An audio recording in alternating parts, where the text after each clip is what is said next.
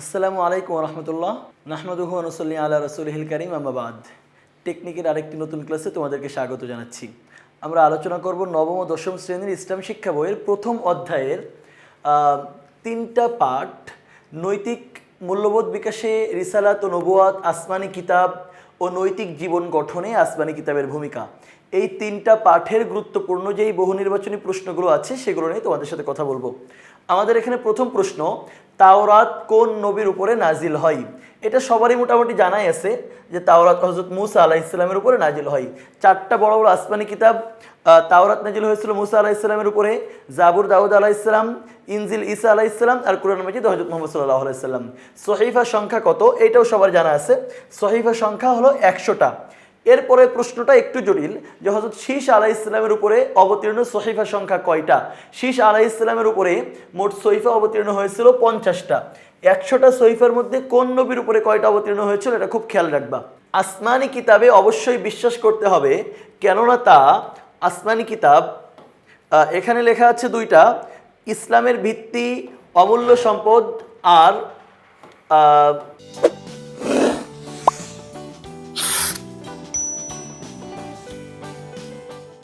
সকল জ্ঞানের উৎস, ইমানের মূল বিষয়। এর মধ্যে আসমানি কিতাবে বিশ্বাস করতে হবে, কেননা সেটা ইমানের মূল বিষয়। নবুয়াত ও রিসালাতে বিশ্বাসের মাধ্যমে কিসে প্রবেশ ঘটে? একজন ব্যক্তি নবুয়াত ও রিসালাতে বিশ্বাস করছে, সে কিসে প্রবেশ ঘটছে? তার মূলত ইসলামী জীবন দর্শনে প্রবেশ ঘটছে। কিতাব অর্থ কি? কিতাব অর্থ পুস্তক, খাতা, হিসাব নাকি কেয়ামত? কিতাব শব্দের অর্থ হলো পুস্তক, বই, পুস্তক। আসমানি কিতাব গুরুত্বপূর্ণ ভূমিকা পালন করে অনৈতিক পথে জীবন পরিচালনা করতে, রাজনৈতিক প্রতিপত্তি হাসিল করতে, নৈতিক ও আদর্শিক জীবন গঠন করতে, উঁচু শ্রেণীর মানুষ হতে। দেখো, আসমানি কিতাব কাউকে উঁচু শ্রেণীর মানুষ বানানোর জন্য দুনিয়াতে আসেনি, বরং আসমানি কিতাব আসছে হলো নৈতিক ও আদর্শিক জীবন গঠনে ভূমিকা রাখার জন্য। সুতরাং সঠিক উত্তর গ নম্বর।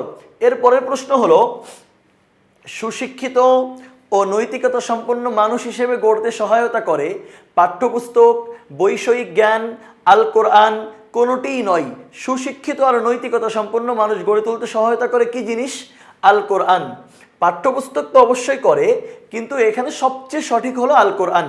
আমাদের জীবন সুন্দর ও শান্তিময় করতে পারি আল কোরআনের অনুসরণের মাধ্যমে, অধিক টাকা পয়সা রোজগারের মাধ্যমে, গাড়ি বাড়ি করার মাধ্যমে, সন্ন্যাসী জীবন গড়ার মাধ্যমে। আমাদের জীবন সুন্দর আর শান্তিময় করতে পারি আমরা আল কোরআনের অনুসরণের মাধ্যমে। এরপরে প্রশ্ন হলো, আল্লাহর বাণী সম্বলিত বড় পুস্তিকাকে কি বলে? সহিফা। সহিফা বলা হয় ছোট পুস্তিকাকে।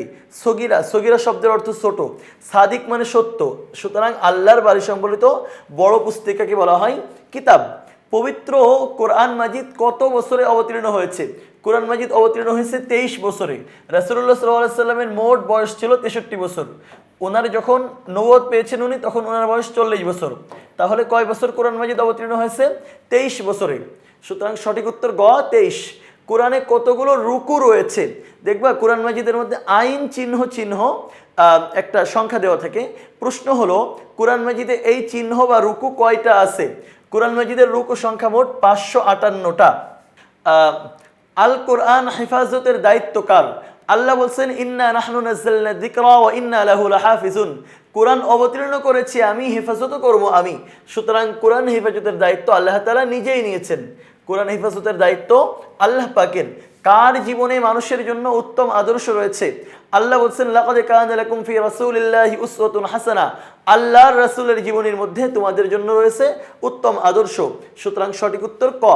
কিসের মাধ্যমে বিশ্বজগৎ ও সৃষ্টি বৈচিত্র্যের বৈজ্ঞানিক সত্য উদ্ঘাটিত হয়েছে?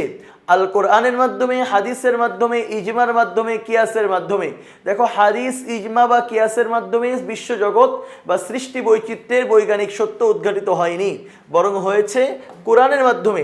সুতরাং আমরা সঠিক উত্তরকে ক হিসেবে গ্রহণ করছি। কোরআনের পূর্ববর্তী আসমানি কিতাবসমূহ নাজিল হয়েছিল সকল জাতির জন্য, নির্দিষ্ট জাতির জন্য, নির্দিষ্ট সম্প্রদায়ের জন্য। কোরআন মাজিদ ছাড়া অন্য কোনো আসমানি কিতাব সকল জাতির জন্য অবতীর্ণ হয়নি। সুতরাং সঠিক উত্তর নির্দিষ্ট জাতির জন্য, নির্দিষ্ট সম্প্রদায়ের জন্য। 2 ও 3 আছে কোথায়?